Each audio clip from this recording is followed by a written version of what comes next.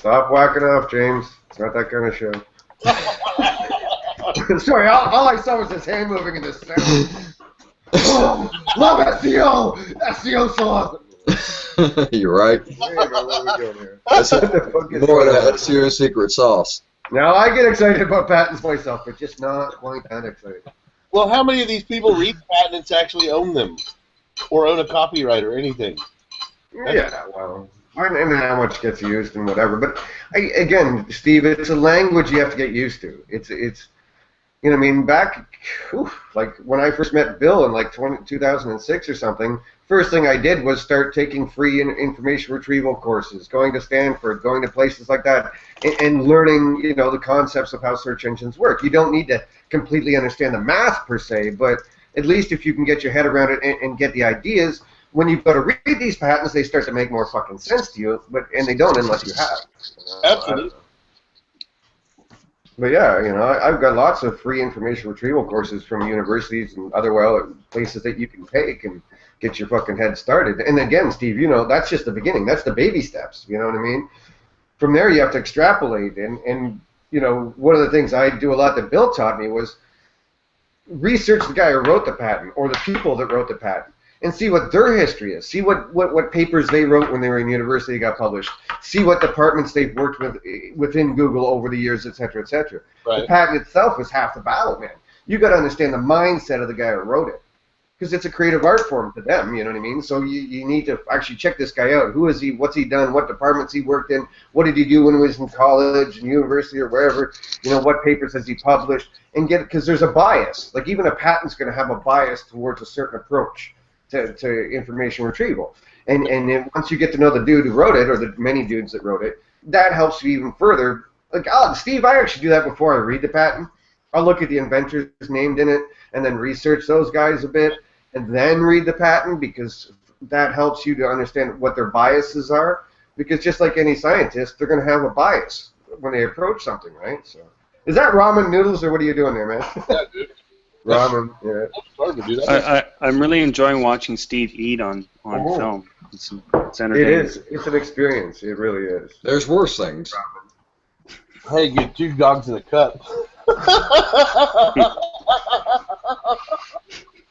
Really? Well, I actually saw one on Search Engine Land today that was, like, I swear to God, it was Steve Ristosis all over. It was that Search Engine Experience, or SEX, or whatever, is the new SEO kind of article on Search Engine Land, and I was like, oh my God, really? Well, yes. I mean, you could say it's going to be user experience optimization, or I know, let's do persuasion architecture, or need state analysis, or oh wait, forget that, right? You know what I'm saying? We don't, you know, but we do that kind of stuff anyways. But that's not what. Just to mix people up, I just find it so confusing when you try to mix stuff up like that. Because I saw another article when I've been catching up. Because again, I stopped reading totally, Steve. I stopped everything. You know what I mean? I just put my nose to the grass. I'm working, playing with, just like yourself, playing with experiments, playing with hypotheses, and all that kind of shit, and stop fucking reading. Yeah. And I come back to start reading again, and people are piling all this crap out there, and I'm like, oh my fucking God. Yeah, you know, some guy was actually talking about these user signals. Oh, I was fascinated. I was like, really? There's such a thing? I was like, Who was? Well, was it? Were they right, or were they jacking it up again? Unfortunately, all he did was broad stroke it, which does nothing but confuse the fucking reader. You know what I mean? Like, the empirical studies that Yahoo, Google, and others have done are pretty simple when it comes to, you know, their implicit or explicit user feedback. That it's marginally useful, meaning that it's, yes, it can help search quality, but it's not a biggie, so we don't put a lot of stock in it, kind of thing, when they've done it on their own large test scale. You know what I mean? So, you know, he just broad stroked it in like a paragraph and talked about what it was and didn't really annotate it with anything like that. So I was like, okay, thank you. That's just going to confuse people, because then we'll get back to the whole bounce rate kind of discussion and bullshit like that. So I'm like, yeah, thank you. So yeah, that kind of pissed me off. That, you know, you want to know on all these? Get a chalkboard. Let's go. I've written entire 2,000-word articles just on implicit feedback, never mind explicit. You know what I mean? And, you and I both have, and I've read your stuff, and I've got my own subject. And I've had conversations with Matt and other Googlers. It's still the jury's out on that shit. But what happens is so many people lean on like bounce rates. That's the favorite one that comes up every once in a while. You read one of these articles about, keep your bounce rate down, it's bad SEO. In simplest terms, for anybody watching this now or later in the future, wherever on the YouTube channel, in simplest terms, folks, all these signals need to be taken in aggregate, even to get something useful out of it for search quality. Anytime you start talking about time on page and bounce rates and all this other shit, as soon as you start to isolate one of those signals and think you know what you're talking about as an SEO, then you're fucking clueless. Because even the search engine's own experiments with this shit, it's still the jury's out on how useful that data is when you take it as aggregate. All of those user feedback signals, even in aggregate, they're minimally useful. So meaning they don't put a lot of stock in them. So. Right. I'd say that if you're looking at that stuff from the point of view of an SEO or search engines, doesn't matter. You should be looking at it from the point of view of users. Right. The other stuff is all stupid stuff. And, just to set the record straight, that's not new stuff. SEOs have always done that. Yeah. That's why we looked at exit rates. Where do people leave in the site? That sort of stuff, because that's clues. That's clues as to well, even when you and I first met, Terry, we would talk about these things because of simple fucking, like, even if you're a link builder, you should understand these concepts, because if you're giving a good user experience, people will link to you via forums, via social, via whatever, because they had a good experience. It's like the old concept, the old conversation we used to have about customer service. Customer service is link building. Why? Because how many times do you see someone go online somewhere and say, man, I had this fuck up with my computer and Dell dealt with it like that, and they link to you or the support or something like that, or even saying Dell becomes that implicit signal that isn't even href, it's not even an href link, it's a semantic link, it's a implicit link. So yeah, all of these user experience things become good SEO because search engineers aren't stupid. Yeah, but it also comes down to once you, like any idiot can get a person from a search engine to the site. A real SEO gets them from the search engine to the sale, because they're that's a marketer probably more than through the site. That's how we used to do it. Dividing it all up is because people don't really know how to do it all, so they claim a little piece and then say they do what everyone else does. That's horseshit. Well, I guess that brings me to my first topic of the day, which apparently Ammon wanted us to hit. Don't know where he is, so I'll keep trying to drag Ammon in here. But Ammon wanted us to address the whole technical SEO thing because Mr. Mustache decided to hit it. Well, no, I was thinking more about Barry's article a couple of weeks ago there, Terry. Barry's article about technical SEO. Barry Adams, by the way. Sorry, folks, watching, listening, wherever you are. Barry I think I read a couple of things by Barry lately. He did one on technical SEO and that it's still important. And again, we were talking before we went live that you and I were talking about this for years before anyone else. And I was saying to James that no matter how much you and I bitched, people kept saying throw some links at it. Yeah. Where'd that get them? Penalized. Bingo. I thought you guys didn't care about anything that Rand had to say. That's no.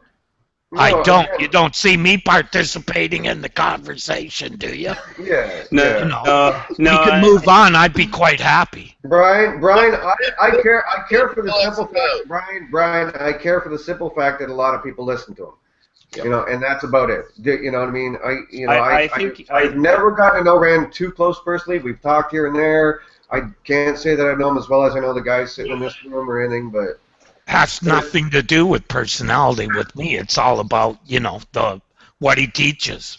he leads people astray. We don't need. He is a bit of the flavor of the day. You know what I mean? He did the whole LDA thing, which is the equivalent of LSI. You know. Yeah, now I'm So- seeing LSI keywords all over the place, like, you know, idiotic stuff. And that's what he does. He has these little cookie cutter SEOs that follow him around. Nah, Yeah, bad well, for that's the cool. industry. Well, again, but someone's got to be the leader, and unfortunately, you know, he's one of them. But it is what it is. And again, you know how much we love Dr. Pete and other guys over there. You know what I mean? We do have friends over there. So. But I mean, are you guys just simply defending your position as far as technical SEO? No. Unfortunately, what we're doing is that it's an underutilized, it's understood. So many people have come into this industry over the years. You know, guys like myself and Terry and obviously James and Steve. We have backgrounds in web development, meaning we understand code, we understand websites and how they're built and things of that nature. A lot of people have come into this industry as pure marketers, and they'll get a job at some larger agency, and all the agency does is tell them go find links all day, blah blah blah. So they never really get that knowledge, and they call themselves SEOs, and that's, I think, what irritates us. I don't think it's that we're defending our position. I've been in that position. I know what you're saying. I am sort of fit that marketing mold, and I've had to just simply, you know, stop what I'm doing and just focus on core fundamentals. Like, you know, the past few years I've been focusing on learning PHP and, you know, trying to master certain aspects. Access and things you can do with HD access that affect SEO and so on and so on. There's just so much of a deeper relationship with SEO than a lot of people that come into this industry ever understand. And I think that's what frustrates us. I don't think we're defending our position on the technical side. It's more of a defending our industry.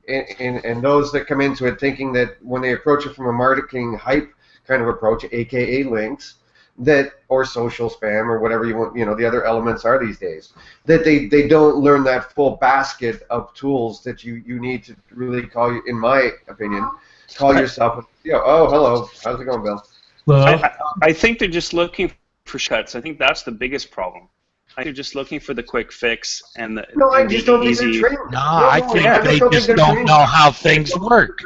You know what I mean? I don't think they're trained properly and have that understanding that SEO is more than just, you know, hack and slash and hype and cheating and shortcuts and this and that. You know, again, you know, you could say I'm defending, but I do make a lot of my money doing technical audits and things of that nature. And why do I manage to do that? Because there is such a lack of people in understanding. Like I've literally had teams. You know, one guy came to me and said, "We have the biggest SEO team in all of the UK," because he had 25 guys working from an SEO, but he had to hire me to come in and do a technical audit. That speaks volumes. It's like, why do you need me? You just told me you have the biggest team in all of the UK. He has 25 link builders. That's the thing, right? Link building, right, is not SEO. Like, let's just make that clear. It's not SEO. And even the best link builders will tell you it's not SEO, it's marketing. Well, no, Deborah's no problem with that, and public relations and whatnot. Pardon me? Is it not technical enough to be SEO? The only reason that people, Bill, would there be link building if links were not part of Google's search engine? What? Would link building have become such a big industry if Google and another search engine didn't adopt it for as part of their algorithm?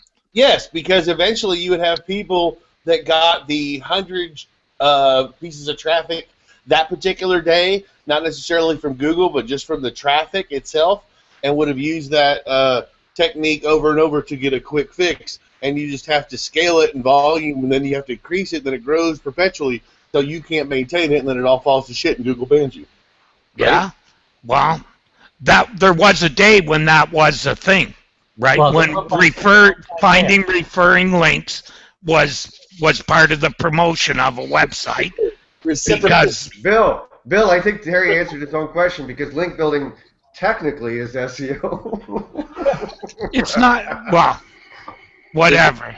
No, I'm just saying, it's also a totally different skill set. Totally different skill set from technical.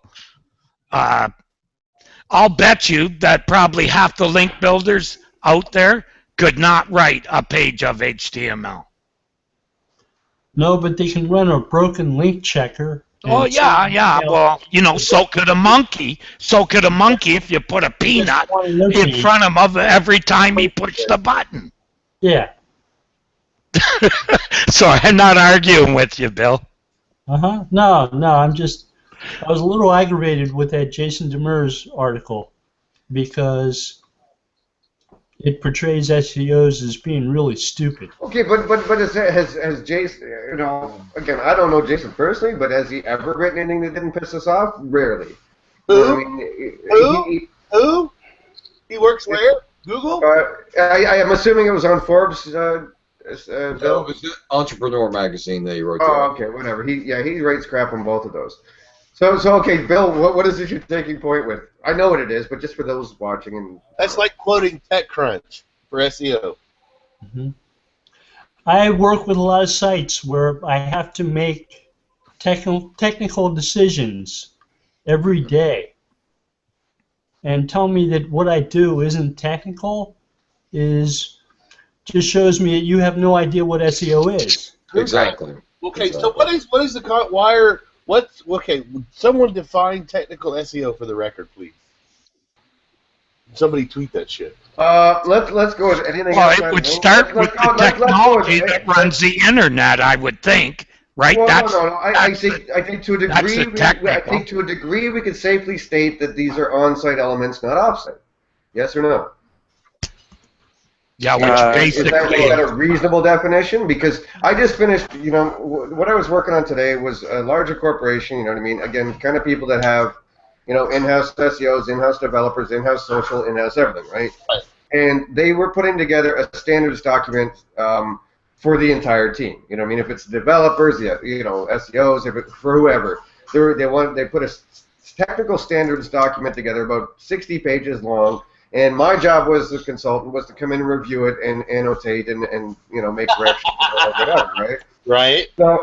So the only part about external links was about half a page long. The rest of it was truly on-site stuff, from parameters to tags to navigation architecture to URLs to all that stuff, right? 301s, HE access, all these kind of things. How the CMS is handling certain things, tags.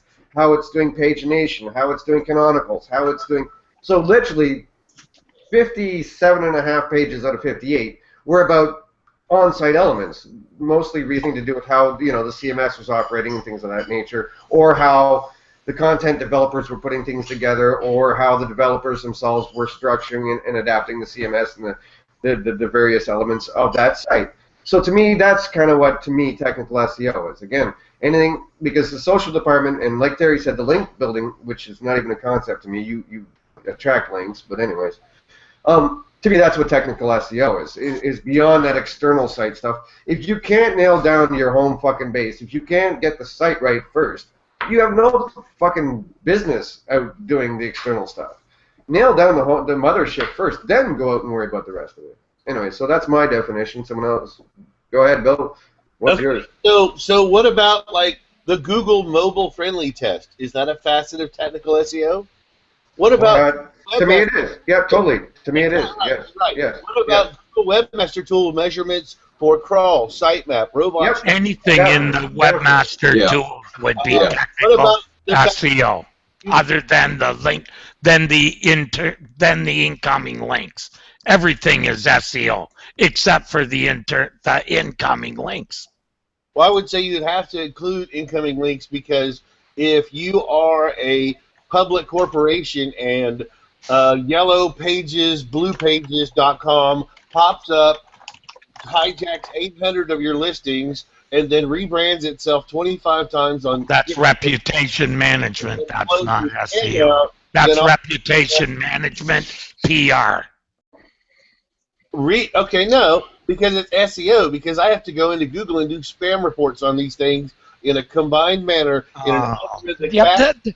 Wait, hang on. Then you know what? Every site is linked to from Google, so everything is SEO. That's fuck, stupid.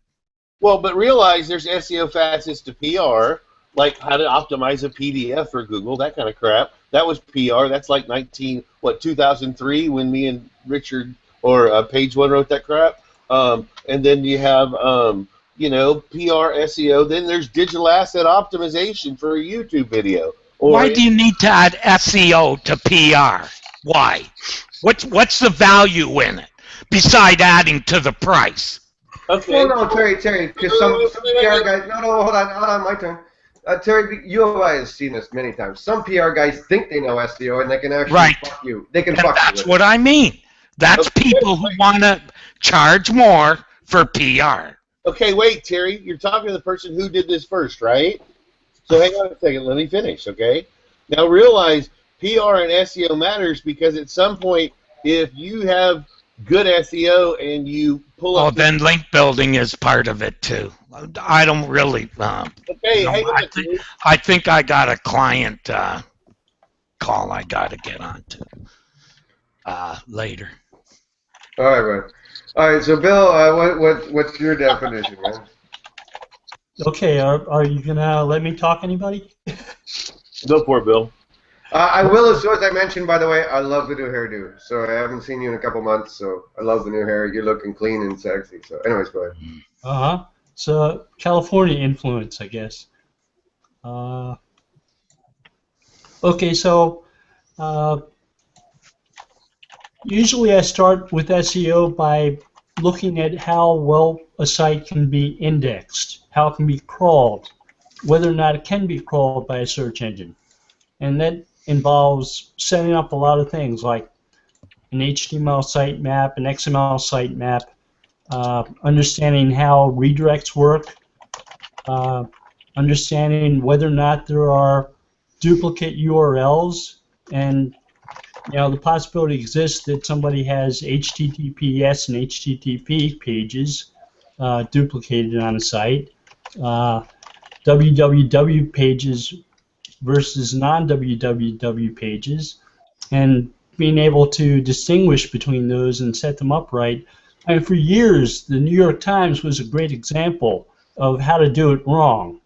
You used to be able to visit the New York Times at nytimes.com and www. Well, was that when what's his name was running it? Oh God. Yeah, www.nytimes.com, and without the www, it was PageRank 7. Was that Topher? Was that Topher? Who was it that ran that? Anyways, go ahead. Sorry, man. Marshall, wasn't it Marshall?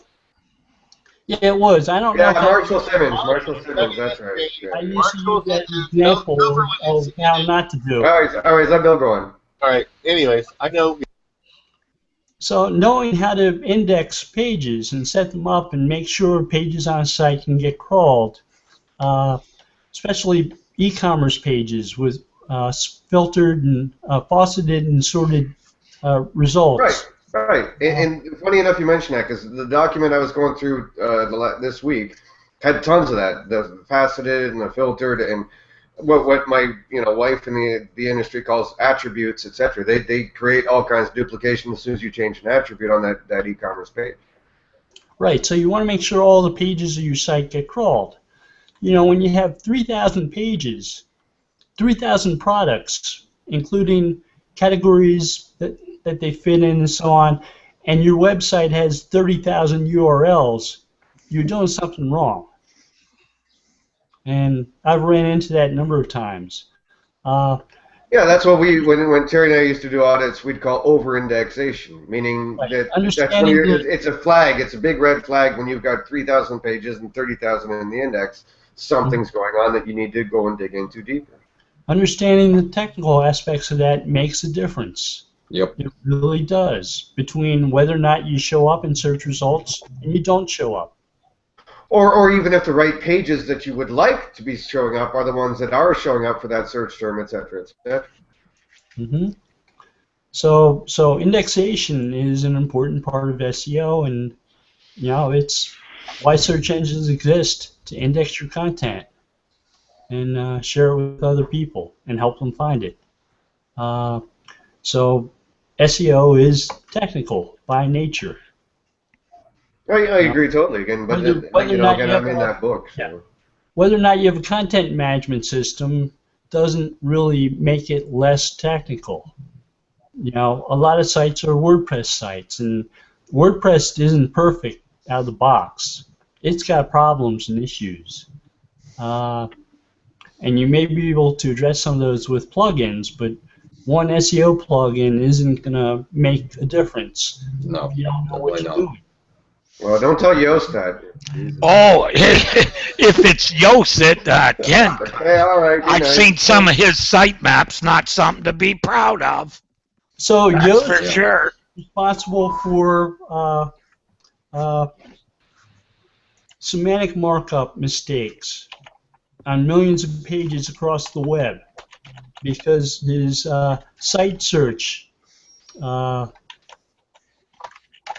implementation is broken. It's not the way it's supposed to work, unfortunately. Now it's there are web crawlers that crawl the web and try to determine how much semantic markup is on the web, and they've determined that the site search site link semantic markup is one of the most popular on the web, but it's wrong in most cases because it's done through plugins. There are other plugins that add semantic markup that identify people as things like articles, and they're just wrong. And if you don't have the technical knowledge to fix those, your SEO isn't doing too well. That's the other area where that article didn't talk about Well, and semantic markup whatsoever. in a mildly rhetorical sense, why do you think there's resistance? I know why I do, but so I'm just going to throw this out there to you and everyone else. So why do these kind of articles exist, or not even that article itself, but why the resistance? Because there's always been one. You know what I mean? Like I've been a technical SEO most of my career. So why do you think there's such a resistance towards that? To understanding it or living some it? people have a need to be published and want to see their name on the web, and will publish garbage to places like Forbes if they get a chance. And yeah. Forbes is happy to publish it. Right. Yep. It's called "Look at Me" syndrome. hmm And if it has the potential to mislead people, that's not a good thing. So the same author wrote something about a patent I wrote about, where he named brand mentions as the next version of link building. Well, Yeah. I was saying to the guys off air before we came on that I read this article today that was talking about citations, and invariably he became a spammer again. He was like, "How do you get citations? You go into forums and you go here," and I was like, "Oh." Yeah. Uh-huh. So, yeah, brand mentions are not the new link building. And SEO is more technical than Forbes magazine or Fortune magazine wants to admit.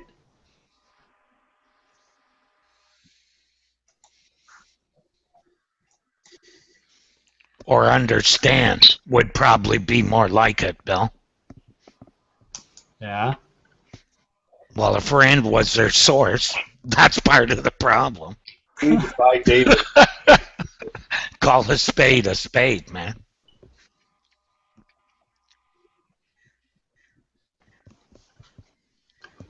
And that's, SEOs aren't as technical as they'd like to think they are.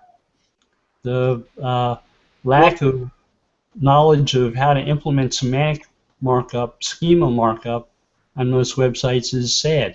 Well, are we talking JSON or just regular schema? They involve all vocabulary. Yeah, what does it matter? They both do the same thing. Not in different circumstances. Sometimes you have to do it a different way to go within the client CMS. JSON you have to be maybe required in the client CMS because the other way won't work.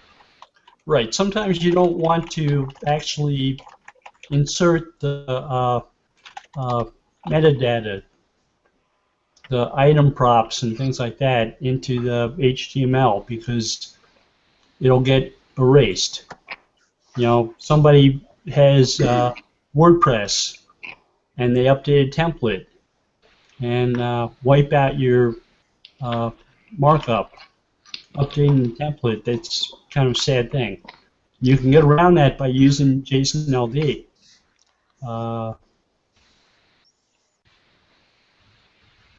But It's a little bit harder to implement from what I understand, Bill, because if they don't figure out what that's associated to exactly, because it's not around it like markup, isn't that Google kind of looks at that as a penalty? Or not a penalty, but not a proper markup? No, it's bonus, dude, because it's easier for them to classify within different systems. If they don't know, like they're... Oh, okay. What's the type I don't know enough about it. System? You know what I mean? What's the object in the Google system? Which database is trying to classify it for what purpose? Research, categorical classification, e-commerce. Make sense, dude? It's a roll of paper. If you name something on a web page, a specific entity, and within the JSON-LD you refer to that same entity using the same as link to a Freebase page that's about the entity, you're actually adding a lot of value to the page. Oh, okay. I understand. I just read somewhere where it was a little bit harder to implement because Google doesn't always pick up the entity on the page that it was referring to. I don't know. Like I said, I don't claim to know much about it. I'm just a stupid guy who puts a markup right in the page, you know. Before we get too far, I just want to throw one from the Q&A, which is from Paula Allen, who said, she says, I wonder if Yoast knows about the problem Bill mentioned. Once we identify a glitch with their OG tags, tweeted it to Yoast, they fix them promptly.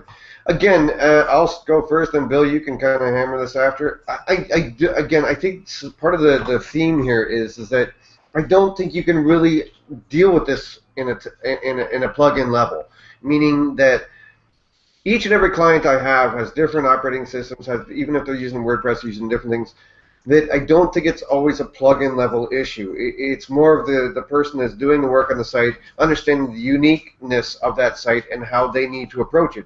I think plugins generally have to be generalized. I don't think you can build a plugin that's going to be popular that can handle all those little technical bits. At times, you actually need someone on the ground identifying issues and fixing them. Anyways, I'll give it to you now, Bill. I think you're right. I think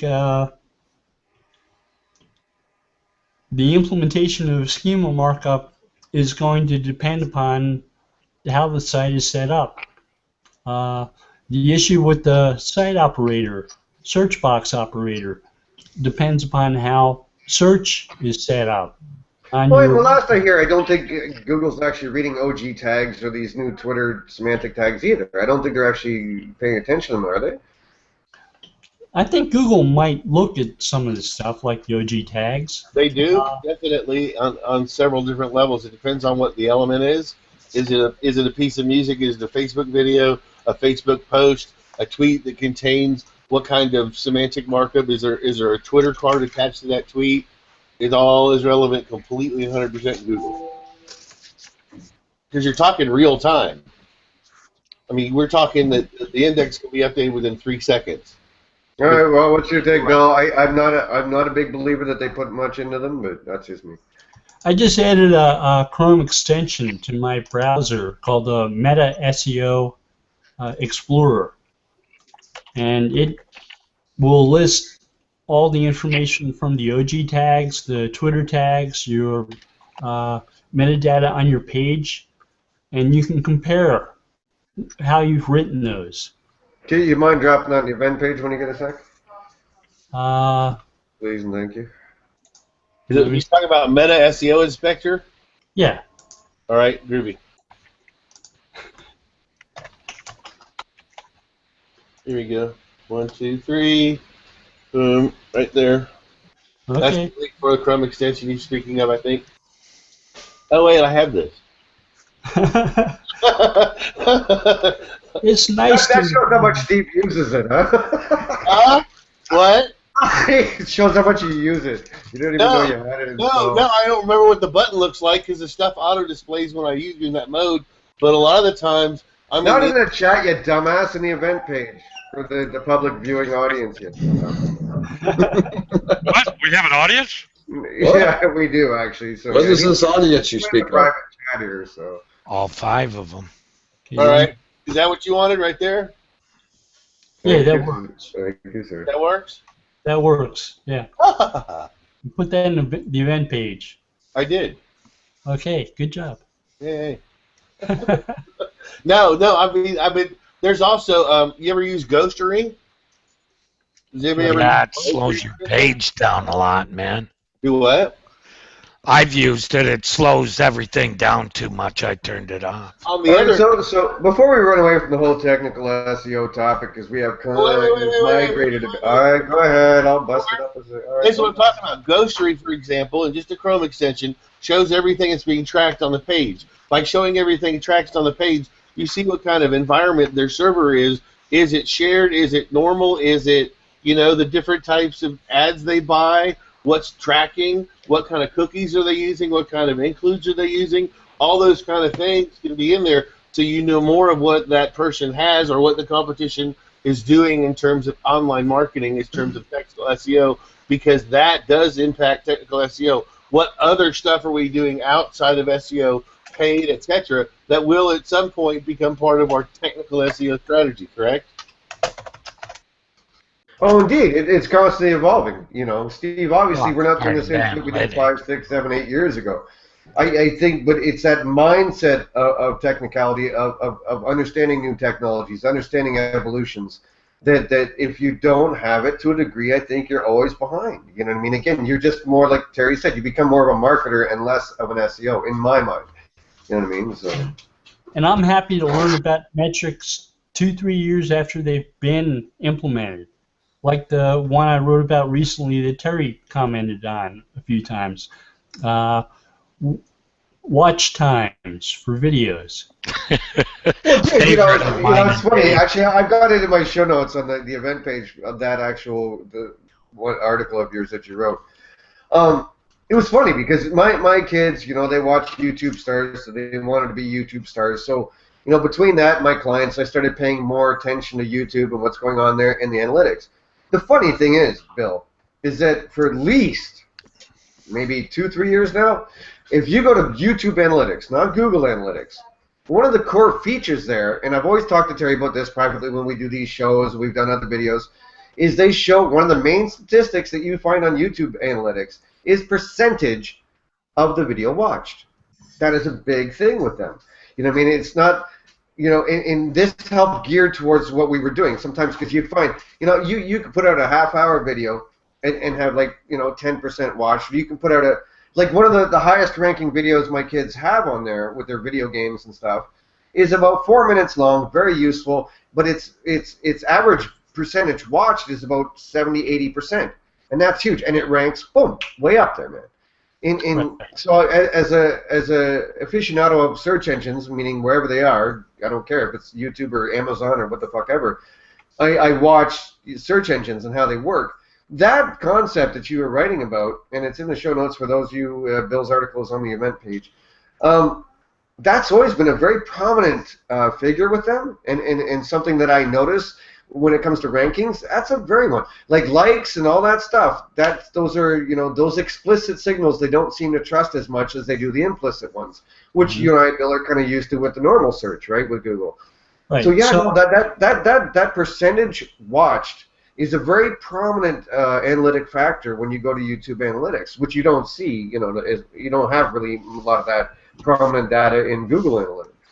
It was the first major ranking factor on YouTube. When I started optimizing videos on YouTube. When was that? When was that? I didn't actually check. I read the article, but I didn't really look at the dates. When was that actually written, Bill? About 2 years ago. Really? That recent? Interesting. Yeah. Because that data has actually been there probably longer now. Yeah, but watch time actually took over from percentage of video. Oh yeah, well that's a still the stronger thing. signal. No, And they look at percentage actually too, though.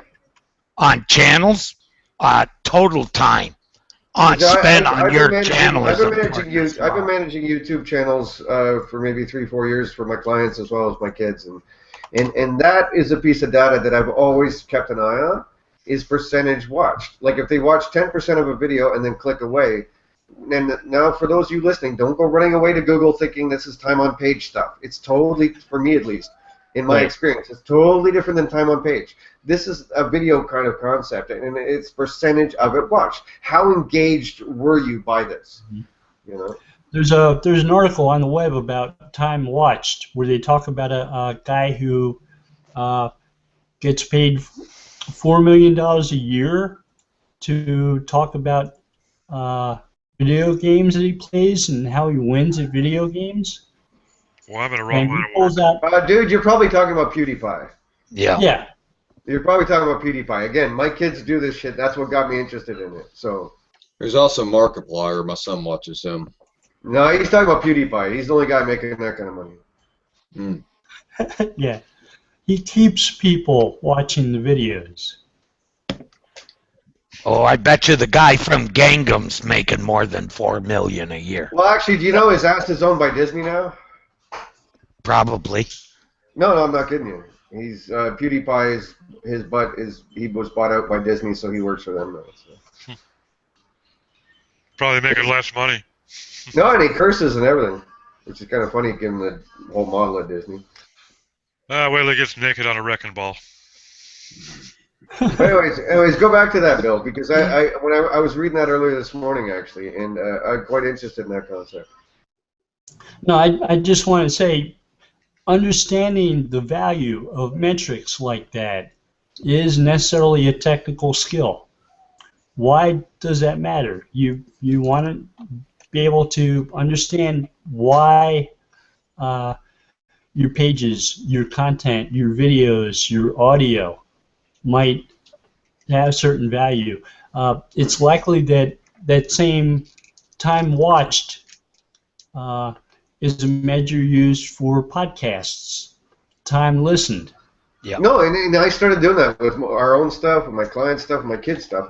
You know what I mean? And what I learned, at least with my kids' stuff, with video game stuff, was that in some instances, depending on the type of content, you're better off keeping it under 5 minutes or under 8 minutes or whatever. And we'd watch that. And I would teach my kids. I was like, see how this one was watched 90, 80%, and this one was only watched 10%?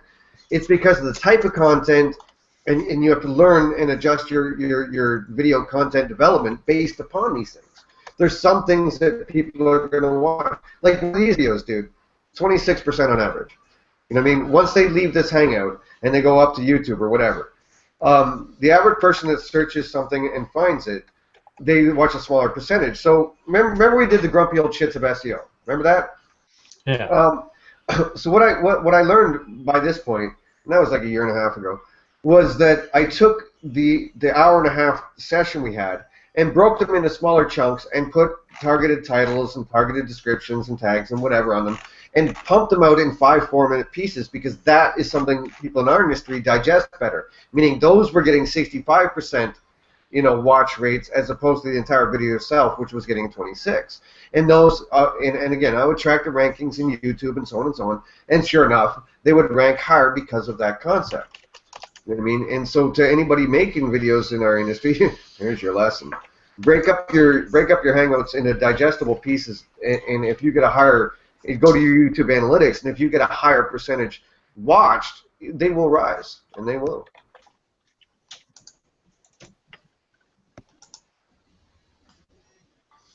And now the crickets. I get it. All right. None of you guys market you videos. Okay, I get it. No, I've got to depart, unfortunately. I have a client meeting at 11. 11. Oh, that's right. In 10 minutes. Yeah, I was gonna say.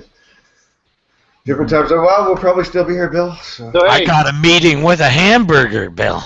That may be more fun. Guys, we'll still be here, I'm Yeah, sure, Bill. usually You know, is. go. The green room will still be open afterwards. So. All right. Good seeing y'all. All right, Nice buddy. meeting you. yeah, Bill. Bye now. Okay, what about local changes? Anybody want to talk about that? Go for it. There's been a buzz lately that there's 3 packs instead of 7 now, so I don't know. No. Okay, so we go back to some dude named, I think he's Wooster on Twitter, Eric Wu, or what's his name? The dude that wrote the article paid for by Yelp. I don't know. We know Eric Wu, but is that the same Eric Wu? No, that's why I know Eric Wu. That's why I'm thinking that, but that's not it. Yeah, I haven't seen Eric writing in a while, but. No, and Eric Wu is cool, and this guy is not Eric Wu. Oh, So, okay. No. Eric's a. Eric wouldn't be writing about local SEO, that's No, for sure. Eric's the kind of genius SEO that doesn't write. There you go. Another lesson out there for you watching. Most of the really good SEOs don't give it away for free. Okay, wait. All right, go for it, Steve. Go for it. Well, hang on. I'm trying to here. Let me post the link, and I'll go back and find the dude's name. But basically, Yelp paid for a search result and then tried to say that Google was monopolistic, right? Because they were showing their results instead of Yelp's. Does that make sense? Mhm. Oh, here we go. Columbia Law School professor Tim Wu and Harvard business Michael Luca compared Google's default search results with those derived through a browser plugin called Focus on the User Local.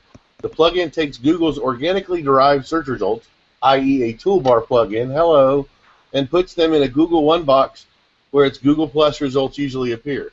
They reprogrammed the Google search engine to populate the one box with what Google's search algorithm PageRank was saying was the best stuff, Wu said in an interview with International Business Times. Okay, so someone that runs a toolbar that alters your search results says that they were showing the best stuff and Google wasn't when they were co-opting Google's database. Right? Okay, that makes sense. No, these dudes didn't know what they were talking about, and they filed on it. And at this point, someone in the SEO community said, all right, you know what? We're tired of this. Let's just take Yelp out, and said that to the right people. And now if you go to Google, you're going to notice that there's not Yelp local results anymore. Go figure. Wow. What could possibly go wrong with that theory? Yeah, let me know how poking that bear works out for you. What? I said, let me know how poking that bear works out for you there, Yelp. Well, no, that's what I'm saying. Go look. Today is one of the updates that they're only going to give you the 3 best results, and those are based on Google Maps. GPS, that's it. Sorry you don't like it. They took Google reviews off. Google reviews will stay off for a small moment of time. That way they're showing they're not comparing it. They're going back to the original map listings, and then Google reviews will come back later on. Anybody want to bet any money on that? I wouldn't bet on them coming back later on, at least the way that we've seen them before. Oh, no. Have you seen all the new stuff on Google Plus, all the sharing to Twitter and Facebook recently? I haven't been into Google Plus until today, just to get to a hangout. Right. Well, I mean, they kind of with the photos thing and all the back end stuff. It's more now. Google is going to say, okay, we have to share with the world, and everybody here knows how powerful that will be with Google Plus. Oh yeah. Finally, open it up. So, coffee soda, don't do it. Oh, dude. Now, you said that the Yelp results are not showing up in Google, right? Yeah. Are you logged in or logged out? I'm logged out in incognito, and I've got them right here. I've got the 3 Google results up first, and third link down it's showing up. What's your query? I'm looking for a local pizza place. It's not a chain. It is No. What is your keyword? What are your keywords? What's your query? I'm using the pizza place, Parkersburg, West Virginia, and it shows right up. Okay, what are you typing in the search box, dude? That's hang on. Pizza place or what? Yeah, the pizza place, Parkersburg, West Virginia. Oh, pizza place. Right. Yeah, right here in the chat window. Oh, I'm not looking. I'm waiting on it. I have an incognito window up, waiting for you to. Yeah. Yep. I know. Hang on. I used incognito, of course. Right on. And you got VA, right, instead of Virginia? Yep, that's right. Right on. Here's the direct query string.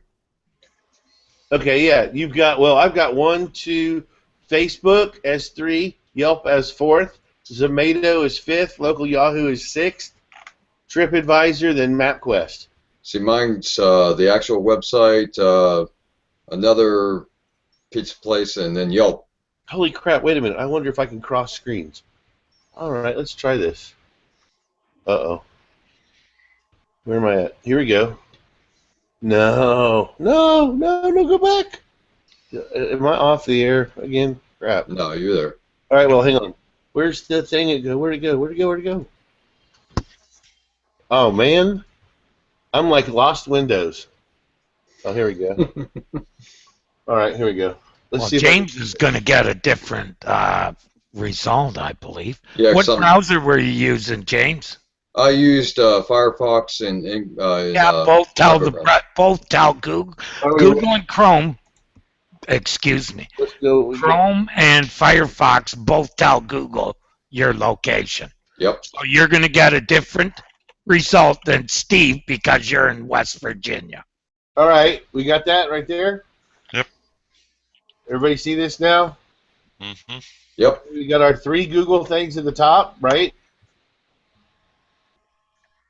Then down here, the pizzaplace.org, the pizzaplace.org, southmenu.php, a Facebook listing, a Yelp listing, Zomato, local Yahoo, TripAdvisor, MapQuest, Yellow Pages, etc., right? Mm-hmm. You're showing the wrong screen there, Stevie. Yeah, you're showing Twitter. Croc. There you go. Sort There of. you go. All right. So anyways, we see like, right? Okay, and we have it here where you can sort. Okay. Where does this information come from? It comes from Google My Business in the background. It comes from Google Places, basically, or the new one, whatever. Right? Right. You just said it only comes from MapMaker. Well, this is what I'm saying. The ratings, though, however, right, are going to have to come from a number of reviews, but it's also based on the Zagat system that turned into 5 stars, right? We know this? Agreed? Okay, but these are all, the top 3 are all Google listings. Then we got the pizzaplace.org in the first organic, the pizzaplace.org, southmenu.php in the second organic, then a Facebook page, a Yelp listing in number, 4 organic, roughly? Yeah, that's about where I'm at, too, on mine. Okay, and then a bunch of other stuff right here. But remember what it used to be was, here's my 3 teardrops, then I would have a bunch of Yelp crap, remember? Now I only got 1 of Yelp. Make sense? I got 1 Yelp and 3. Reviews. See that why we don't have Google reviews? Because we're going to put everybody else's reviews here for at least 30 to 60 days, and then we're going to come back. We still have our own because ours don't look so monopolistic with those way down there, do they? Because now we don't just have Yelp. We got Yahoo, MapQuest, and a bunch of other people, right? Does that make sense? Yep. Perfect. Thank you.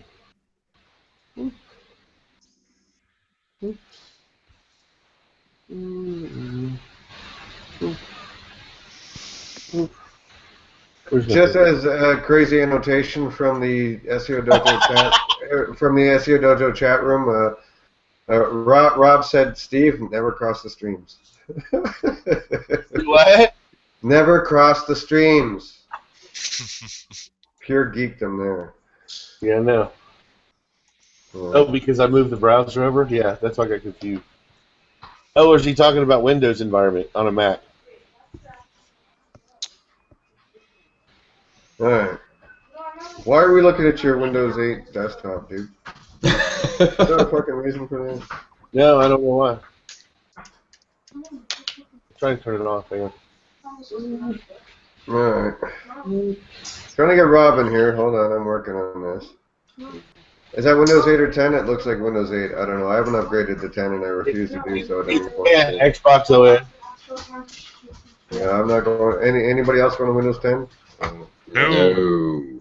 Not me. I got it in a dual boot. I'm going to stick with 95. No.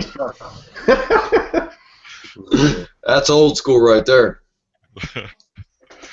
Well, I just couldn't find a decent DOS browser, you know? Yeah, right. No, Marge, I'm just waiting to see if, 6 months from now we're gonna get a bill for $300. You know? Right. I'm giving it a wait time too. I'm not jumping right in. Yeah, I've been asking people, and funny enough, most of the people I know haven't. So I'm just waiting until I can find someone who actually has. So. I mean, anytime at Microsoft. Go ahead. So let other people beta test it. Yeah.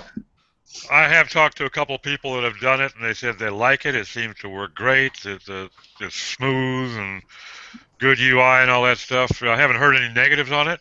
Me but either. Yeah, I'm gonna hold off. Yeah, I'm always a late adopter with this kind of shit. No interest. For me, especially when Microsoft is behind it. Oh yeah. No, that you have application compatibility issues. Careful. Careful, we start bashing these big companies, dude. Oh yeah. I'm on chat. I can't do that stuff. Seriously. I'm not bashing them. Their history. Well, then leave.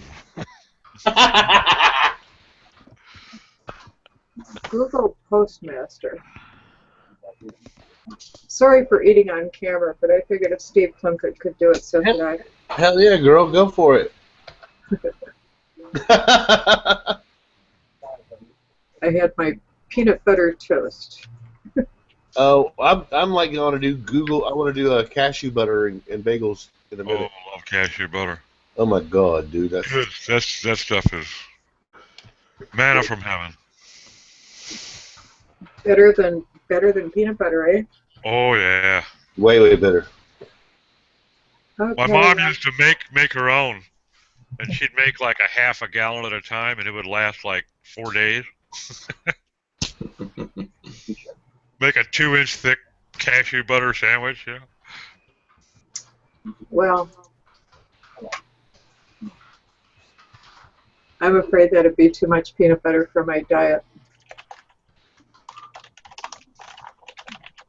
My diet includes cashews and bacon. That's the extent of it. Oh yeah, baby. That's what I'm talking about. Cashews and bacon, my favorites. If you've never tried a bacon and cashew butter sandwich, you have not lived. Funny. I have not had the pleasure of cashew butter, so I'll have to check that out. You got to. Your neck in the woods, it ought to be available. Is the fellow with the glasses James Morris? Yep, that's me. I think of you every time I see a PT Cruiser. That's I awesome. saw a convertible one yesterday. They're even uglier than the originals. Oh my God. Terry, you still out there, man? And Terry, why no camera? Come on, man. I haven't seen you clean shaven in like 4 or 5 fucking years. Just being shy now. Yeah. It's not nice here. That's disgusting. So Terry. Oh no. Yeah. Anymore. Tell me what the deal with this was. I know what it is, but you showed me this the other day, and so I was curious. It seemed rant-worthy. No. A rant? Well, no, in a positive rant, actually. I think this is actually a positive rant in the sense that people just don't get it. Well, this guy was kind of... Terry, okay, I know the article you mean now. Well, yeah, Terry found someone who actually got it, so... Yeah, you don't find it very often. No. He actually understood, and this is rampant out there as far as Panda goes, that there are Panda-affected pages, but there's also a website quality score that's part of Panda.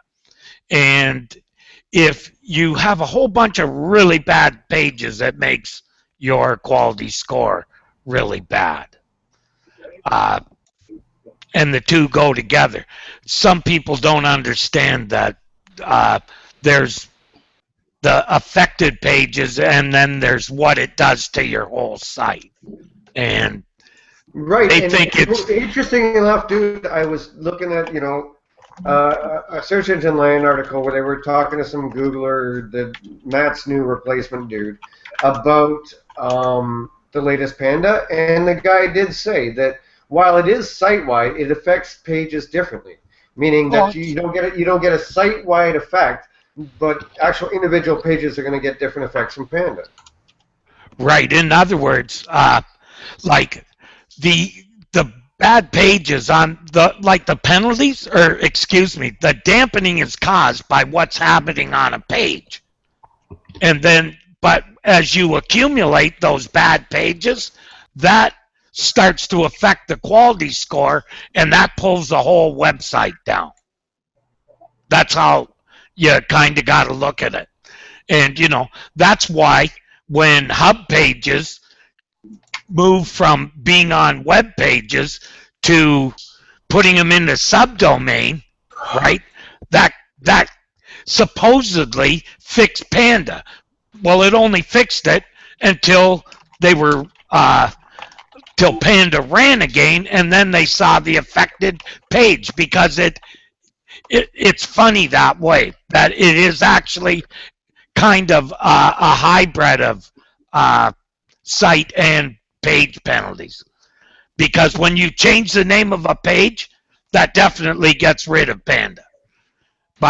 And that's the easiest way to get rid of a Panda problem, is fix the content, change the page name. Don't necessarily 301 it. You just have to get fresh links into it. That's all.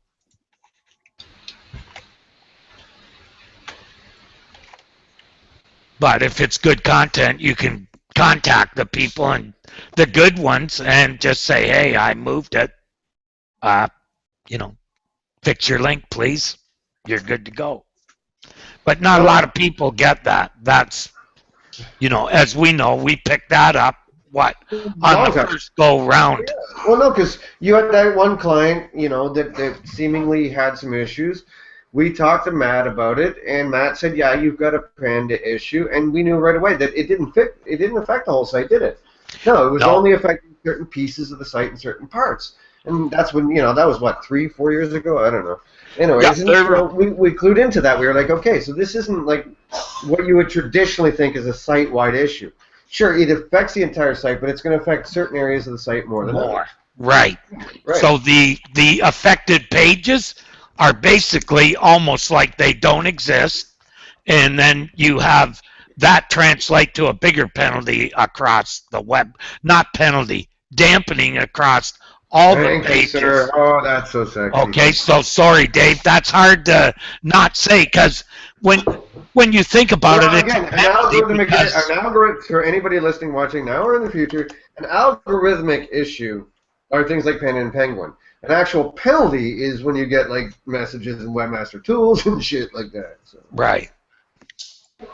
So dampening of the whole site, and that's what makes it hard for people to really understand how it affects the whole site. So you see some pages really crater, but you see a degradation in your other rankings as well. Maybe not even to the point where it affects traffic. Right. Yeah. Of course. Yeah. Mr. Rob, what's up, man? Wow, look at Rob in the hangout. Woo, we are blessed today, ladies and gentlemen. I do what I can, even though it's somewhat rare. I figure I would just say hello. Good to see you, man. Good to see you guys as well. Senor Steve over there. What up, dude? Senor. I haven't seen you in like how long? Oh, years? Years, something like that. Yeah. You look just like you did before. Oh yeah, kind of. He's got a picture of Dorian Gray in the attic. So. I think I see the book in the background on Steve's cam that he beat me with last time. Do what? What? I didn't say anything. Oh God, his guard dogs are coming in.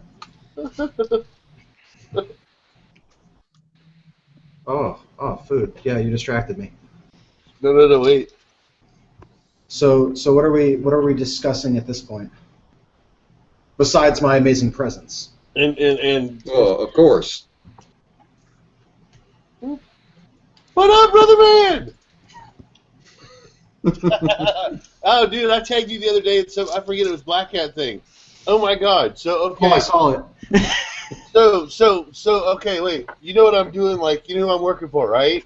You Yeah. can't say, but you know, like the outside of work, right? Yes. Yes. So, Jon Stewart show, right?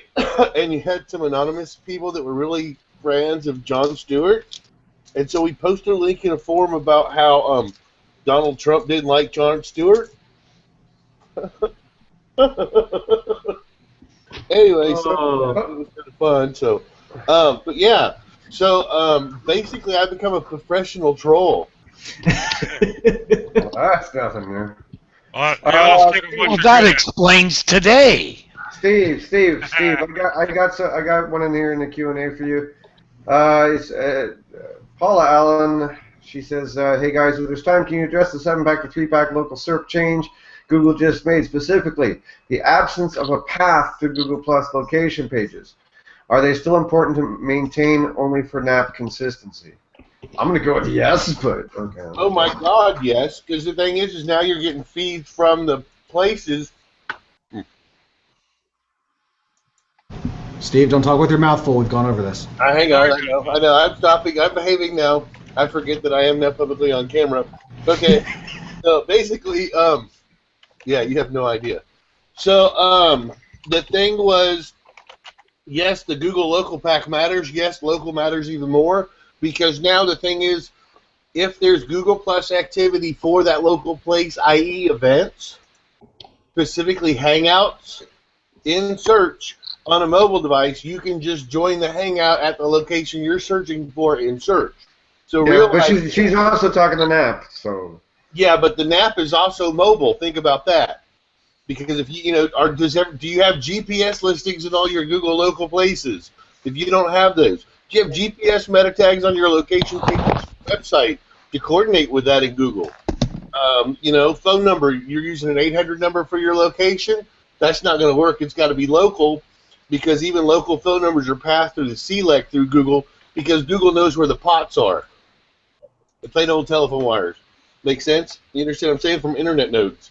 That's why they had all the Wi-Fi boxes, so they can figure out where all the big nodes are, and that helps them triangulate based on IP address. So they know if they're desktop or mobile. And I would add, too, the fact that just because they're displaying the 3-pack now versus the old 7, that doesn't mean that they're not considering people that don't make the 3-pack. Well, wait a minute. What if on my hey, Doc, I agree with you, but what if on my mobile device I have set my preference to show 7 in those type of searches? Mm-hmm. Okay, yep. Specifically if I'm a brand that is a location, and most of my map searches are all based for location. Why do I have a Google map listings if I'm say a grocery retailer, right? Why do I have that? So when people type in the name of my brand, my correct stuff shows up. Then at that point, click here to download your coupon. Click here to come to this event. Click here to RSVP to our loyalty program to make sure you get points for this visit. Click here to leave a review about our store on Google+. Because that right there is something that can show up in search, right? Now, is that going to be triggered by the 2 words reviews or complaints? Okay. Now, based upon that answer, this isn't from the Q&A. My next question is it rum or vodka today? What? I said I love you. I don't have any rum, dude. All right. Okay, so the next one from the Q&A is going to Rob, since he's here now. Rob, I think this one is in your wheelhouse. So Patrick Coombe would like to know, and I'm sorry if you're saying your name wrong, dude. He says, can we talk about doorway page update? Anyone making any defensive preparations? Yeah, sorry, Rob. I love you. Yeah, I kind of figured that would go to me. Yeah. Doorway pages, I mean, really, here's the problem, right? Every single damn day when we come out with something and we start actually using it, the rules change, and everyone knows that. That's why, you know, like it's one tactic after another, just continues to go and go and go. So the real question is like, when you're looking at doorway pages, what defines a doorway page? What is counted as a doorway page? Are we talking just cloaking, or are we talking as in, like, let's say user intent? We'll say again? Microsite.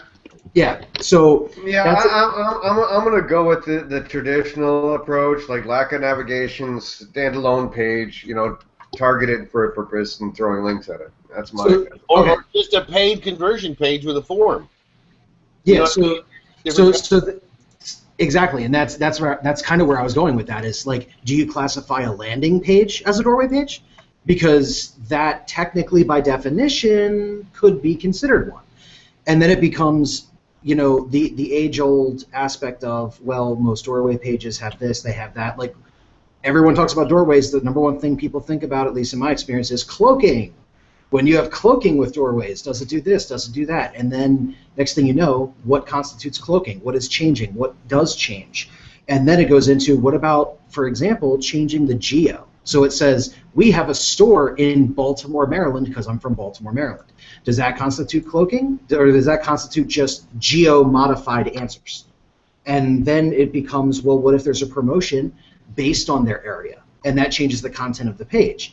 Could that be considered cloaking? And that's the problem is no one has answers to that. So when you start... So I guess his question's almost redundant because you're in a constant state of defensive preparation.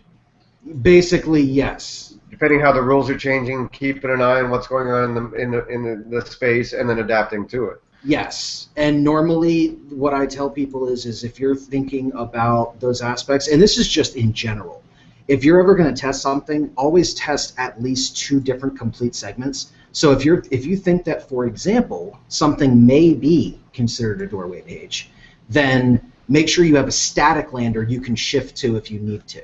And that, yeah, it'll take some time to update and whatever, and it won't convert as good.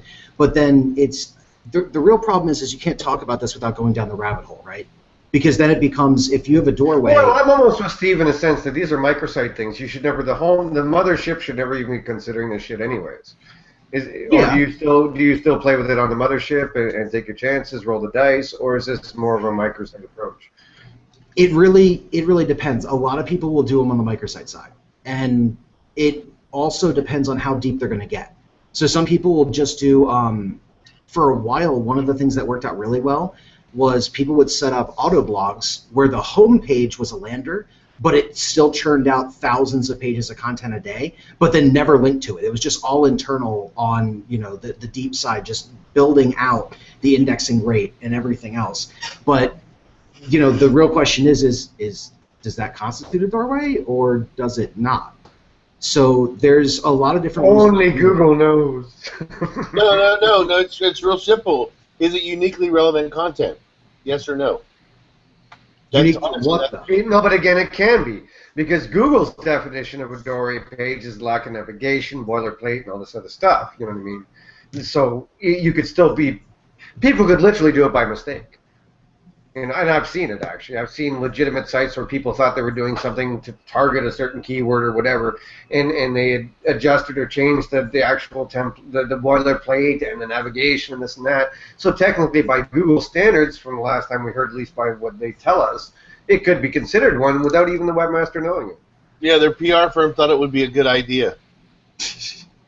There's just a bunch of links on a back page that don't go back to the home page at all. Yeah, we got a problem. Well, here's another example. And that's the WordPress hack that happened too. Yes, exactly. And here's another one that's an interesting thing to think of, right? Think of these companies that hire a firm to handle like let's say their PPC, right? And their PPC goes, okay, we're in 60 cities right now. We're going to build out a keyword list for each of the cities that goes to a specific page for the city that's relevant to search to kind of mess with the quality score. But then the question is that's for PPC. So what happens on organic? Because on organic, it looks like you just flooded your domain with a bunch of city-specific pages, hoping that they will rank. But then you don't know, because see, when you slide too far on one way, you end up getting screwed on the other. So the question is what do you do to fix that? Do you no follow it? Do you no index the pages? Do you put it on a subdomain? What do you do? And there, as far as I know, I don't think there is a flat answer or a good enough based on fact or information answer regarding that. At least that I've seen. Well, I think you either have to if it's a PPC page and you're going to call it a PPC page and strictly landing for page, strictly for conversion, then you've got to know index, no follow, and you've got to use it if you're on the same level domain name, meaning not using a subdomain like ads.domain.com. Right, right. www.domain.com/ads/page name, whatever, right, URL. Okay, if you're doing that, then you have to also go in. If you're going to use no indents and robots, you have to go take that same URL and put it in the URL removal tool in Webmaster Tools. Right. Otherwise, you're compromising the system.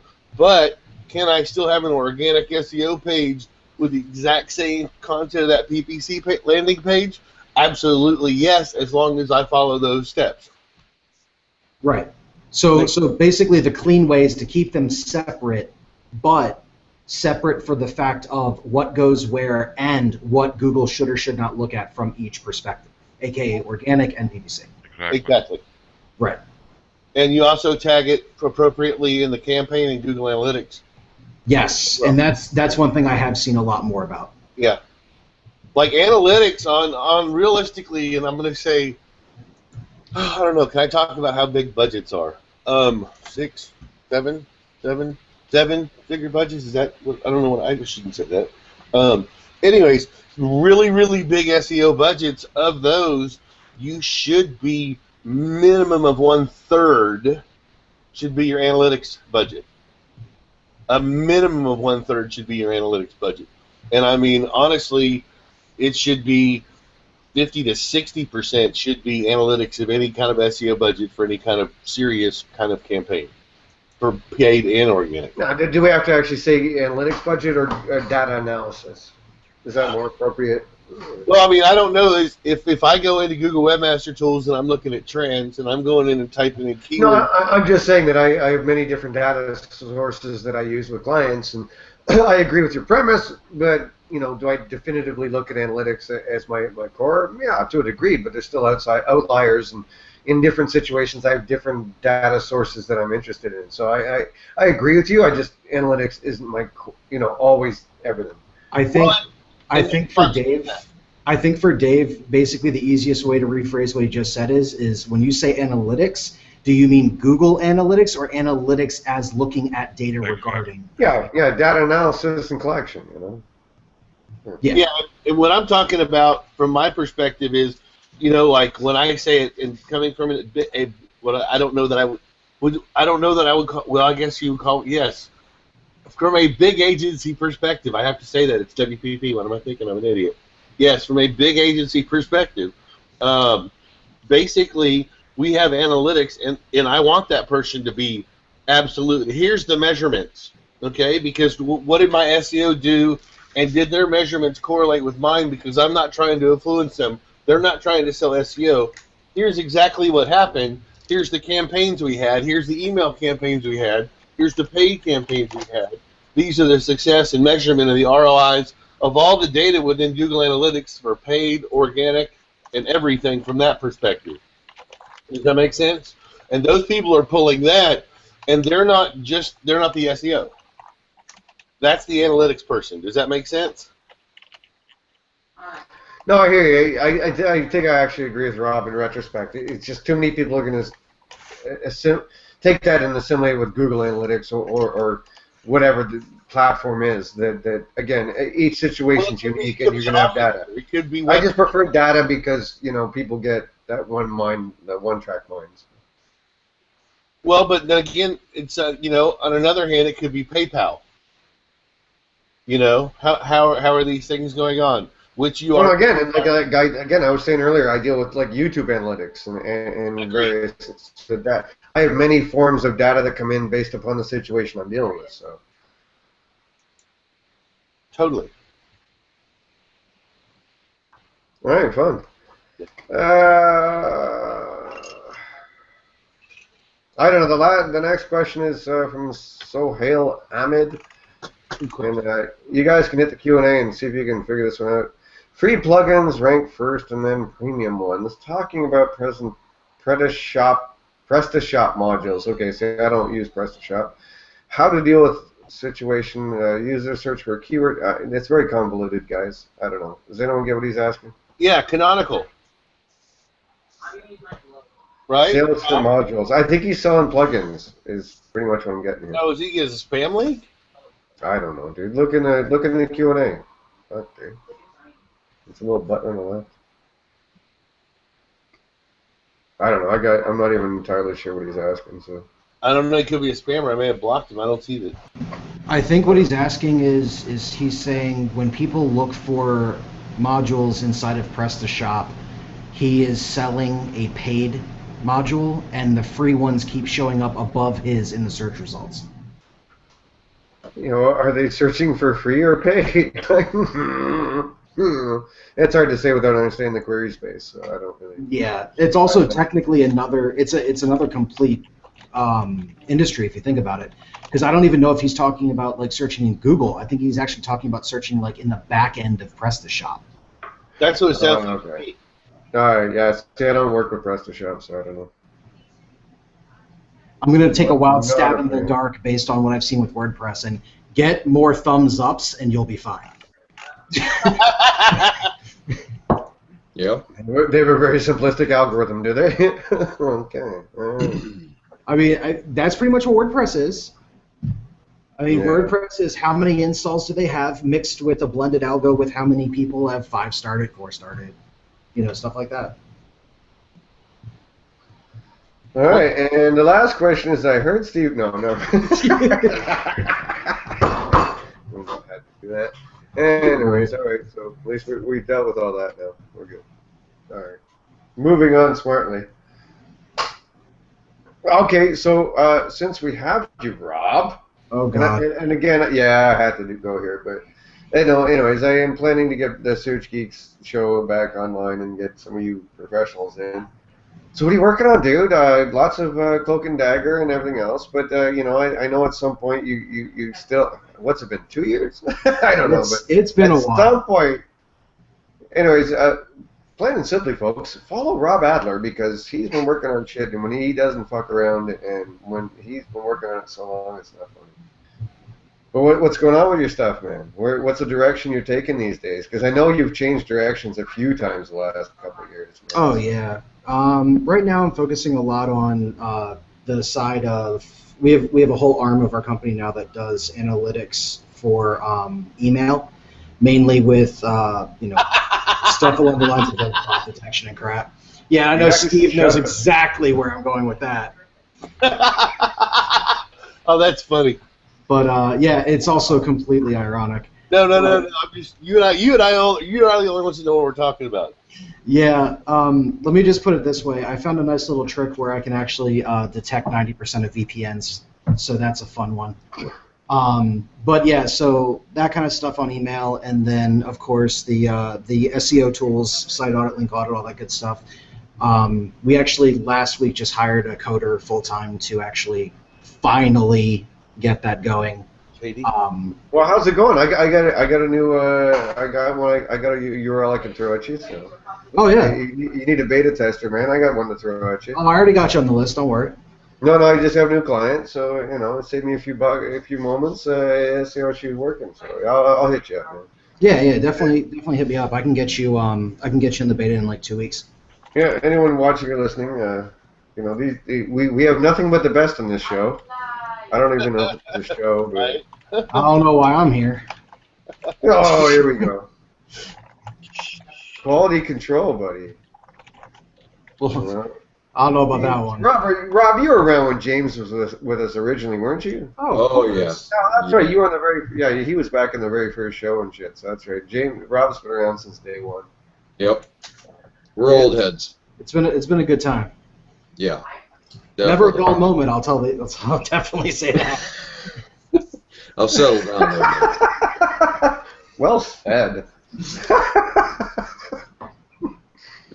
No, it's funny. We've had this thing for so long. Years. Yeah, when I mentioned James was back in town and stuff, half the people were like, "Who?" I was like, "Wow, really?" It's even Doc's been around for like 3 or 4 years. I don't know. It just gets crazy. James is what I refer to as a legacy. He's not going anywhere. Yeah, he's definitely a legacy.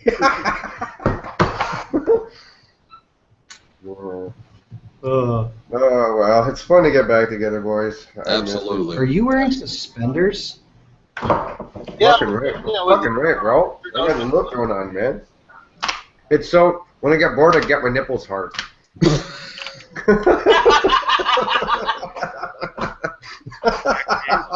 Had to be done, boys. Just in time to hear. Yeah. I'm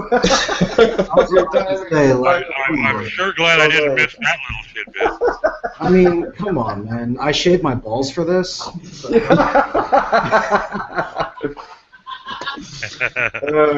Oh, man. For those of you watching now or later, you missed all the good times. The last 6 years of doing this shit. Oh, man. David, next time I want to see a bow tie. A bow tie? Oh, okay. I'll have to work on that. Go with those white suspenders. Huh? Yeah, No just slip-ons either. I want a real one. just wear exactly what you're wearing right now, but with a bow tie. Okay, I can do that. Yes, No, absolutely. Rob, it reminds me of that guy from, oh God, what was the TV show on MTV? What they did? Jackass. Jackass. Remember the guy used to dance around the bow tie? Used to dance around the bow tie all the time? Oh, Meanwhile, look at Steve over there. Oh, he's got the glasses going on. Like those, I that's thought that was Pee Wee Herman. that is some severe fucking dollar store shit there, man. Do what? I was just commenting on glasses. Steve's over there. He's like, yeah, okay, yeah. It's like $150 for these, but okay. I love the special effects on your camera, Mr. Edwards. Oh, You got thank you. this icy thing going on in the background. Well, for my dumbass moment of the week, because I just love dumbass moments of the week. I simply have to share this. Uh-oh. Did any of you know that apparently 404s don't lead to a Google penalty? What? Wait, what? Look, seriously, look. Did you guys know that a 404 isn't going to cause you a Google penalty? Who knew? Oh, Jesus. Yeah, who knew that, huh? You know, I must have spent at least $1,000 trying to figure this out over the last 10 years.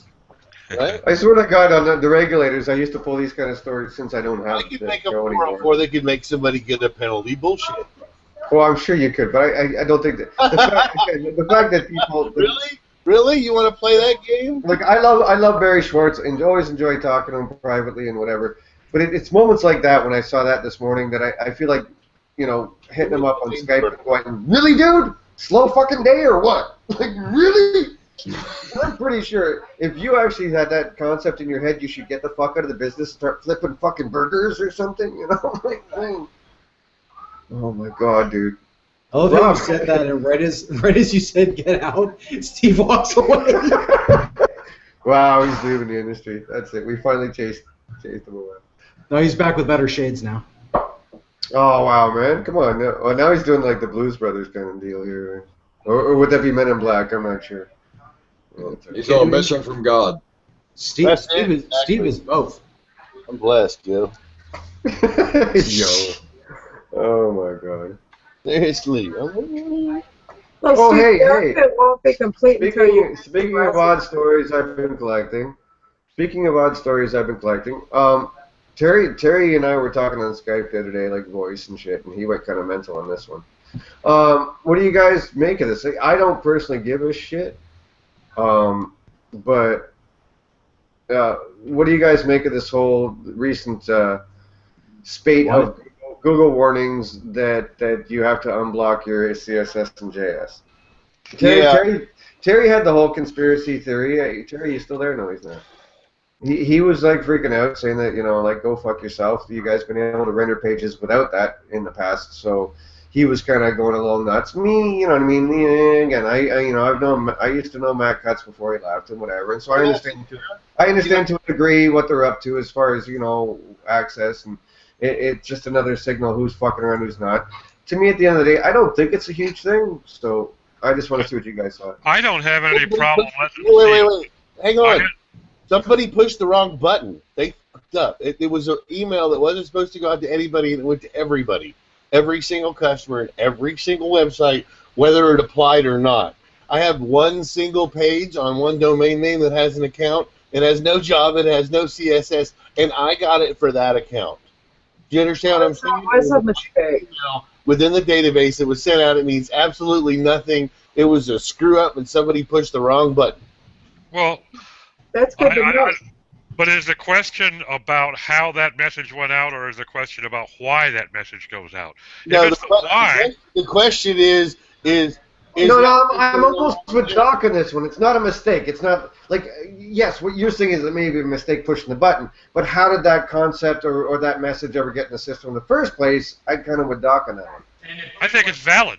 I think it's valid because there are ways, by hiding your JS and CSS, there are ways that you can essentially cloak data, and that's what they're trying to see, in my opinion. They're trying to prevent the small number of evildoers out there that will take advantage of that ability and hide shit by hiding their CSS and JS. And I don't have a problem with that because I have no problem letting them see mine. Don't talk about me like I'm not here, Doc. I don't understand how would you go out by mistake. Yeah, hello, I'm right here. In everybody's Google Webmaster Tools that they have these errors. How's that a mistake? That's Terry. He's rambling to himself. Can't hardly hear Shut the fuck up, Terry's speaking. Hey, Terry's got the talk stick. Let him talk. I was just saying that if it was a mistake, I don't understand it because I got it for every one of the sites in my that I manage because I, like any smart person would, the includes folder in WordPress. There's no frickin' way I'm ever gonna not block that. There's more than one search engine. 2, that's a high security area that they want you to open up. And why? So they can look and see if, it's come down to Google now doesn't trust everybody and expects everybody to prove to them that they're not spamming. They've crossed the line, in my opinion. Well, if you're set up with it in the includes folder, yeah, I understand your concern there. I wouldn't want to have that open either. That's a default for all JS and all that stuff in WordPress. So, like I block admin and all kinds of it. There's quite a few things that, like, I don't allow feeds to be indexed because just don't, because there's no follow when you in the feed there's links that you may have no followed, but they are followed in that feeds file. Yeah. Well, there's another consideration to take in here. Even though web hosting providers are more secure nowadays, if you have access to these private directories, which are for configuration, providers not set up properly, you've got injection issues, hacking issues. I understand the point Terry's making. This is a security concern, and this is something that does not necessarily but standard CMS, the average hacker is going to know how to find that shit anyways. Well, you know what I mean? Yeah. Just because it's not indexed doesn't mean they can't find it. Come on. But it makes okay, here's what can happen, David. There was recently a exploit found in the Revolution slider that caused over 100,000 people to get hacked. Okay? Because of one slider on WordPress. 100,000 people hacked. Just multiply that times sure. Everything in the plugins. I understand what you're saying, because once Google indexes that, it's easier to find them to start your feed. That's what I mean. Yeah, so sure. Now if I want to find Revolution Slider, I just go to Google, put in a piece of the code that I know gets put into the, and boom, you got a list to go infect. It's nonsense. Even, I don't mind. They can look at it. Just don't index it. It's one thing to look at it, right? Totally other thing to index it. And hey, if it's that big a deal, I'll upload it to you. You can look all you want. I just don't want exactly. I'm going to agree with you there. Access, fine, we'll give you access, but don't index it and make it fucking findable. FYI, if you're hiding from the government, don't click that link I put out, please. Yeah, no, I agree with that. Yeah, for sure. No, if you're hiding from the government, don't click the link I put out, please. Oh God, I already clicked it. Okay, we got somebody else in the old Q&A here on SharePoint 2010. Anyone familiar with it? Yeah, I am. I use it. All right, so Jacob Baldwin he's asking, SharePoint 2010 is notoriously terrible at handling technical SEO. Does anyone have any tips or experience on implementing technical SEO on sites that are built on SharePoint 2010? My out of the box answer, since I don't know it, is get off it. But okay. I think get the fuck off SharePoint would be my yeah. That'd be my answer. Anyways, Terry, is it just an outdated fucking platform that I've never had any problems at all. Oh, okay. Well, there you go, Jacob. Track Terry Van Horn down on Google Plus, and he'll be happy to help you. Nice of me to volunteer you like that, eh? That's what friends are for. I'm the only guy who understands that platform. I'm the only guy on that platform. you and Jacob are the guys. Yeah, I guess so. That's true. Hey, I'll be back. Dinner's cooking. So, quick question. Now that I'm thinking about it, going back to the WordPress stuff. So they want to expose the JavaScript and the CSS files, correct? Yeah. Okay. That's seemingly the latest move. Again, they haven't really, if you look at Cache or if you look at the crawl with Googlebot, seemingly they've never had a problem with actually accessing this stuff in the past. So I gotta think it's some sort of spam signal or something along those lines that if you don't... that makes sense. I think of it, Rob, I think of it along the lines of hidden domain name registrations. You know what I mean? Yeah. I mean, the way that I look at it I don't think they've ever had a problem rendering that shit in the past. So one of the ways that I used to do cloaking detection when I used headless browsers is I would actually load in the current page, like above the fold, and then I would rip out the CSS, rip out the JavaScript, and then see if there's any text on there that wasn't previously there. Because it would have been hidden in a collapsible div, it would have been hidden in, whatever else. Display none, or whatever. Yeah, all that kind of stuff. But display none is like easy, right? I mean, you can easily tell that. The guys that are really tricky, like one of the guys that I saw doing it, and I'm only going to say this because it's like 2 years old, and I know other people do it now, is he would do a CSS div. Or he would do a div with an ID that leads to CSS, that then JavaScript would change the rel position of the text. So that way, even with CSS loading correctly, it never came up in any of the stuff. And then after that, it ended up with the JavaScript moving it off the screen. So that's one of the ways that I saw it done. Yeah, and again, I'm not a Google fanboy anymore, and I understand, but I do to a degree after spending so much time talking to the spam team that I understand. I think, at least in my mind, to a degree, what the motivation is there. Yeah, and here's the other thing too. I'm looking at the default. Because robots.txt is a directive, it's not a fucking server-side order. Like, come on. Well, no, you can tell because Google doesn't fucking follow it anyway. But exactly. I forget which site it was. I think it was a huge site like Instagram. I remember doing a site colon, and the damn thing had I shit you not, it must have been 9 or 10 million results of literally every single one on the description saying we cannot show this result due to robots text. I'm like, yeah, then why the fuck is it there? So people just don't realize there's a big difference between crawling and indexing, and that's the huge difference there. But one of the things I just took a look at it is I just looked at the default robots text for WordPress, and it looks like it just disallows WP admin, nothing else. However, here's the interesting part. So I'm looking at the source, and it looks like, so theme files are in WP content, right? But that's not what we're talking about. We're talking about WP include. Right? Usually. Theoretically. Yeah. Here's the kicker. Default, yeah. Most of, and correct me if I'm wrong, most of the CSS is in the WP content folder, while most of the JavaScript is in the WP includes folder.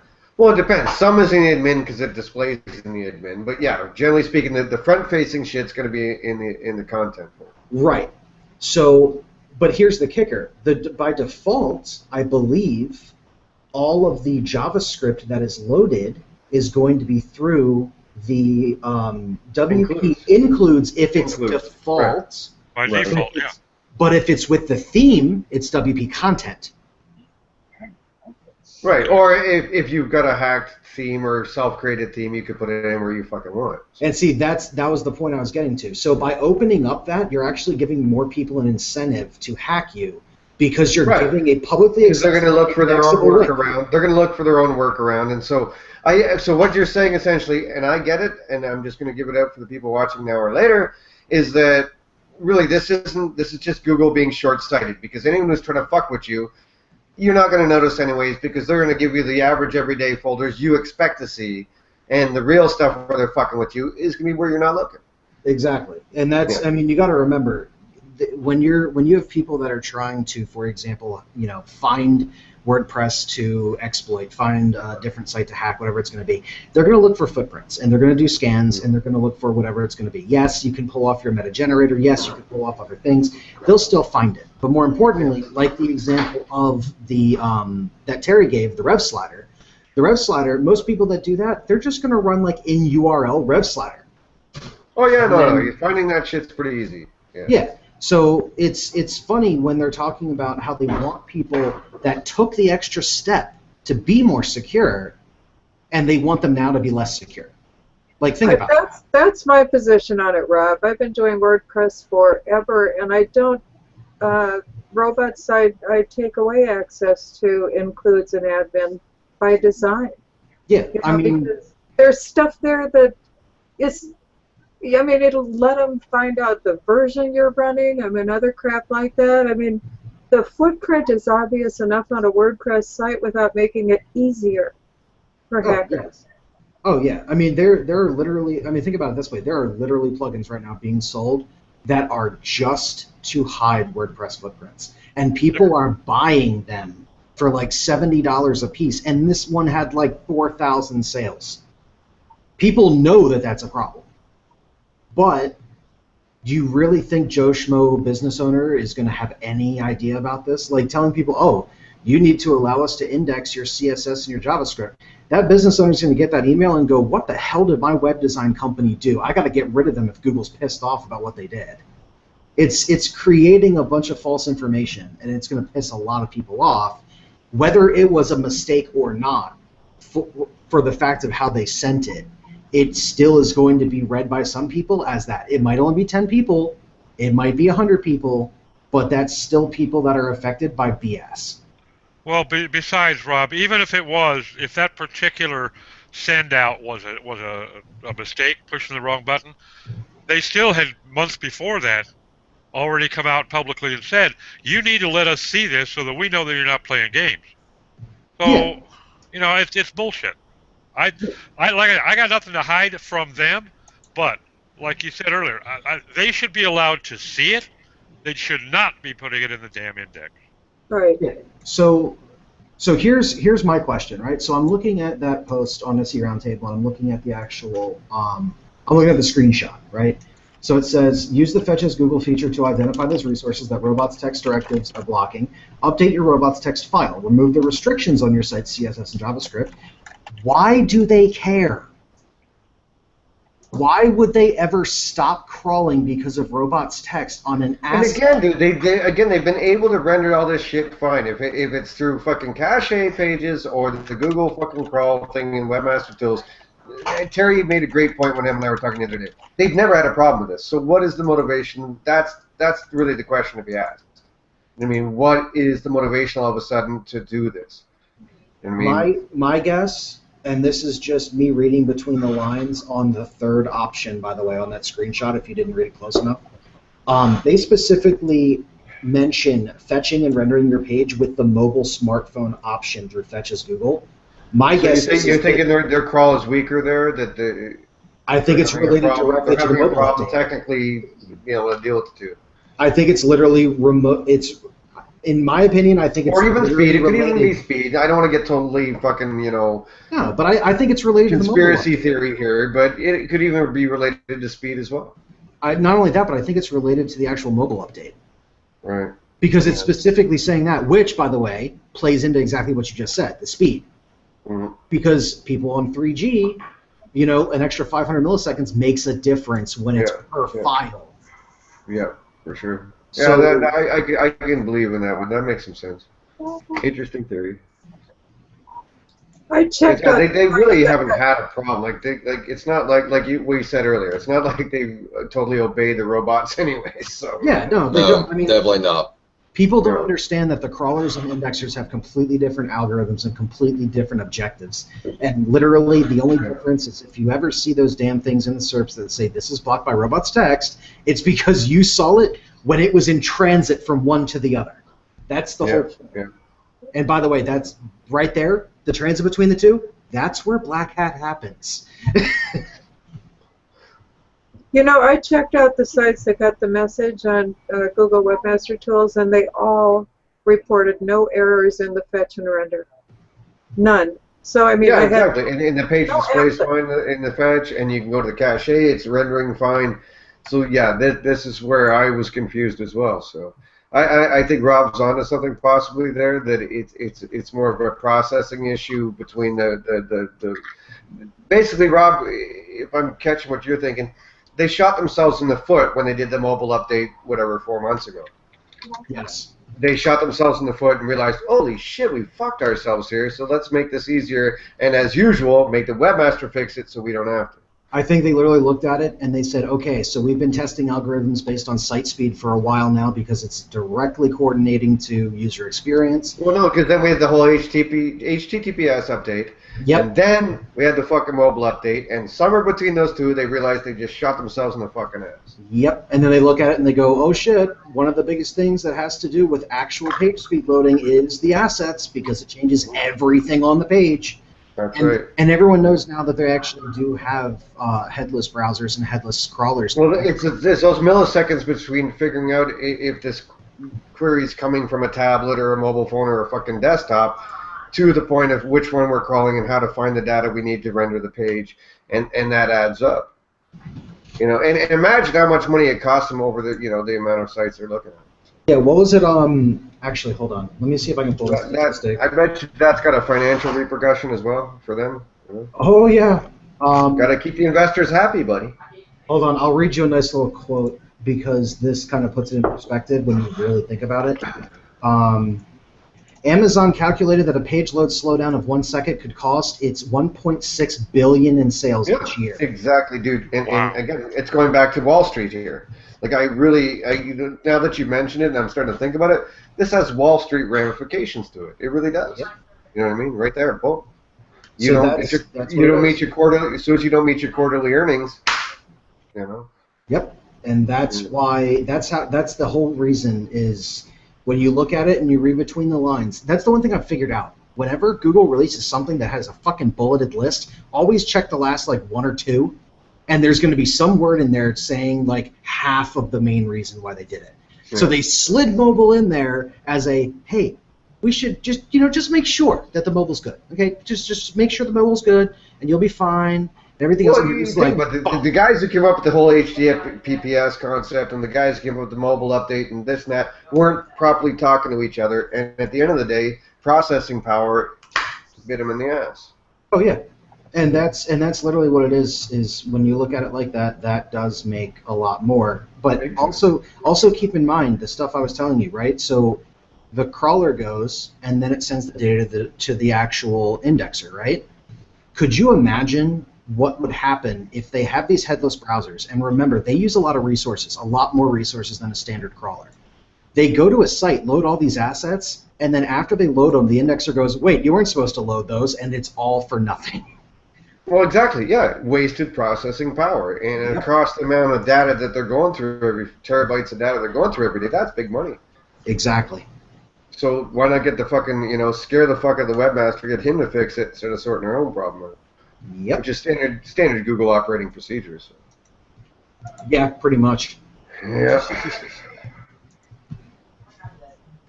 Well, that was fun. Yeah, that was a good time. Actually, that was good. I think I'm going to run for a bit. It was a pleasure. Yeah, for all those watching and listening at home, we're 2 hours in, so I'm going to kill it. The green room's open as always. There's a link in the event page for those of you who still want to come and hang out with us. But I'm going to kill the live portion of the show now. So everyone, thank you for dropping in. Hanging out. Goodbye. Bye-bye, Rob.